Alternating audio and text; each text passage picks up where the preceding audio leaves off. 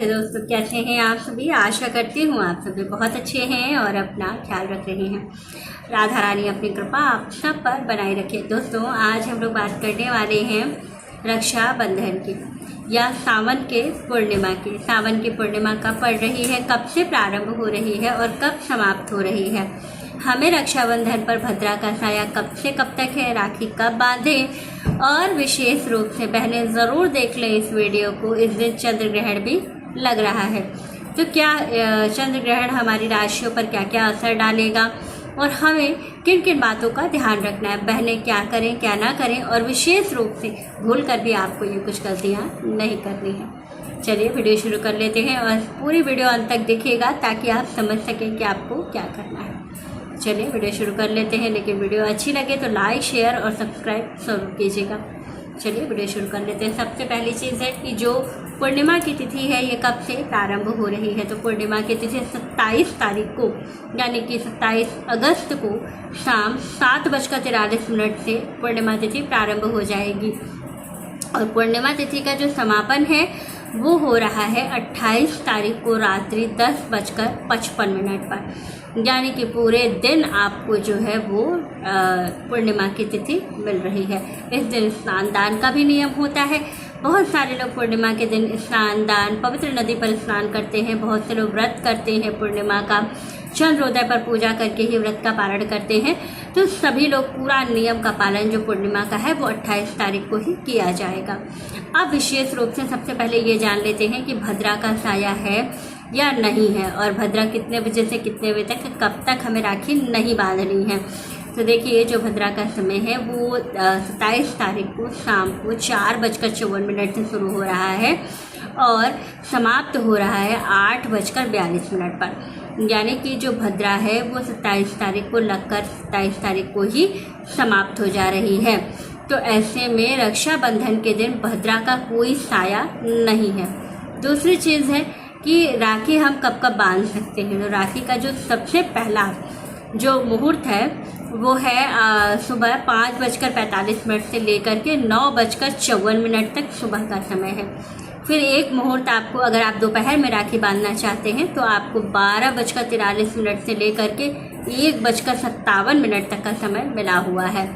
तीसरा जो मुहूर्त है, अगर आप शाम को राखी बंधवाते हैं या कहीं आपकी बहन शहर में ही कहीं दूर रहती है, आपको जाकर राखी बंधवानी है और आप शाम को जाना चाहते हैं, तो आप शाम को 5:57 से लेकर के और 6:42 तक का जो समय है ये बहुत बहुत शुभ समय है। इसमें भी आप राखी बांध सकते हैं या बंधवा सकते हैं। तो ये हो गया राखी बांधने का शुभ मुहूर्त। अब दूसरी चीज़ जान लेते हैं, चंद्र ग्रहण। इस दिन चंद्र ग्रहण भी लग रहा है। चंद्र ग्रहण का सूतक का समय क्या होगा और साथ ही हमें इसमें कैसे कैसे नियमों का पालन करना है। तो सबसे पहली चीज़ है कि चंद्र ग्रहण लग रहा है, 100% है कि लग रहा है। पूर्णिमा का दिन है और चंद्र ग्रहण लग भी रहा है। चंद्र ग्रहण का समय क्या होगा, तो चंद्र ग्रहण का जो समय है वो सुबह 9:12 से स्टार्ट होकर के और 11:53 तक का है। तो ऐसे में क्योंकि हमारे यहाँ जो चंद्रोदय का समय है वो सुबह का नहीं होता है, इसलिए भारत में ये जो चंद्र ग्रहण है ये मान्य नहीं है। इसका कोई सूतक आपको नहीं लगेगा। आप रक्षाबंधन का त्यौहार पूरी तरह से मना सकते हैं। लेकिन एक चीज़ है कि इस ग्रहण का हमारी राशियों पर प्रभाव ज़रूर पड़ेगा। तो हमारी राशियों पर क्या क्या प्रभाव पड़ने वाला है, कौन सी राशि इसके लिए जो है इस ग्रहण का किस राशि पर अच्छा प्रभाव पड़ेगा और किस पर बुरा पड़ेगा, तो इस पर मैं अलग से वीडियो बना दूंगी, क्योंकि ग्रहों पर चर्चा करेंगे तो वीडियो बहुत लंबी हो जाएगी। दूसरी चीज़ है कि बहनों को किन किन बातों का ध्यान रखना है, कौन सी को किन किन बातों का ध्यान रखना है और कौन सी गलतियाँ नहीं करनी है। जो बहनें मायके जाती हैं अपने भाई को राखी बांधने, तो उनको इस बात का ज़रूर ध्यान रखना है कि कुछ चीज़ें हैं जिनको वो लेकर के अपने मायके से नहीं आएंगी, क्योंकि वो शुभ नहीं होता है। पति के लिए भी शुभ नहीं है और आपके लिए भी, अगर आप मायके से ऐसी चीज़ें लाती हैं तो आपके लिए भी शुभ नहीं होगा। तो सबसे पहली चीज़ है काला या नीले रंग का वस्त्र आप अपने भाई से नहीं लेंगी।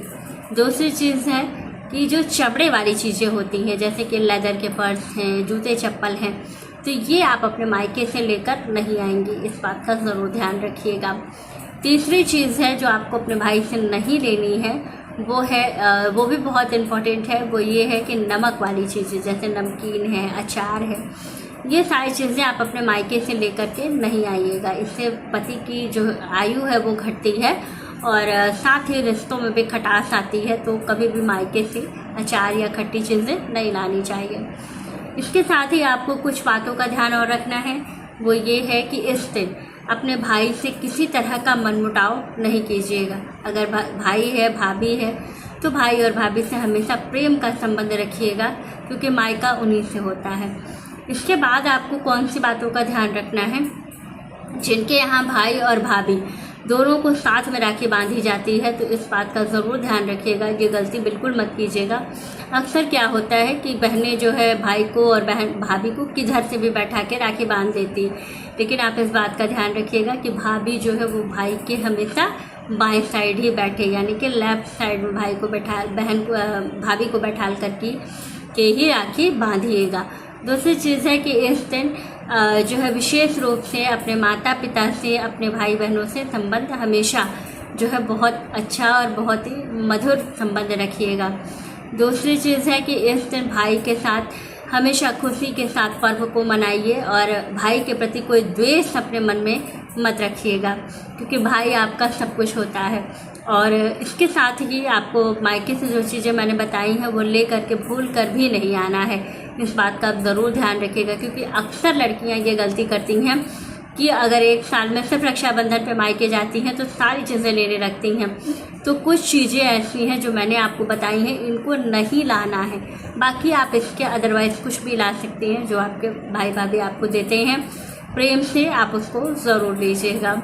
और एक चीज़ और मैंने पिछली वीडियो में भी बताया था और फिर से बता रही हूँ कि भाई को किसी भी मेटल की राखी आप मत बांधिएगा। बहुत आजकल ऑनलाइन में और ऐसे बहुत सारे जो है दिख रहे हैं आपको कि जो है वो मेटल की राखियाँ होती हैं, तांबे की और ऐसे बहुत से मेटल्स की। अगर मेटल ही बांधना है तो या तो सोने या तो चांदी की राखी बांधिए, या तो आप रेशम के डोर की राखी बांधिएगा। और अगर आप बांध ही रही हैं, आपने किसी ऐप से कहीं से अगर मेटल की राखी मंगा ली और बांध ही रही हैं, तो उसको बांधने से पहले अपने भाई के हाथ पर जो रक्षा सूत्र होता है, जो कच्चा सूत होता है, पहले उसको 5 फेरा बांधने के बाद ही आप उस मेटल की राखी को भाई की कलाई पर बांधिएगा, तो उसका प्रभाव थोड़ा सा कम हो जाएगा। क्योंकि रक्षाबंधन जो है ये डोर का त्यौहार है।